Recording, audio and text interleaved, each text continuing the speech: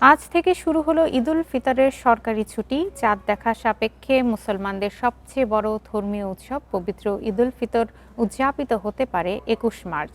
সম্ভাব্য এ তারিখ ধরে নিয়ে আগেই ১৯ থেকে ২৩ মার্চ পর্যন্ত ৫ দিনের ছুটি নির্ধারণ করা ছিল। এর সাথে শবে কদর এবং নির্বাহী আদেশে আরও একদিন ছুটি মিলিয়ে মোট ছুটি টানা ৭ দিন। বিকাশ পেমেন্টে ১০,০০০ টাকার বেশি অফার। শপিং চলছে তো। ফলে টানা ছুটিতে পরিবার পরিজনের সাথে ঈদ উদযাপন করতে ঢাকা ছাড়ছেন নগরবাসী। রাজধানীর বাস টার্মিনাল ও রেলওয়ে স্টেশনগুলোতে আজ চাপ বাড়ার সম্ভাবনা বেশি, যদিও ভোগান্তি কমাতে অনেকেই আগে ভাগে ঢাকা ছেড়েছেন।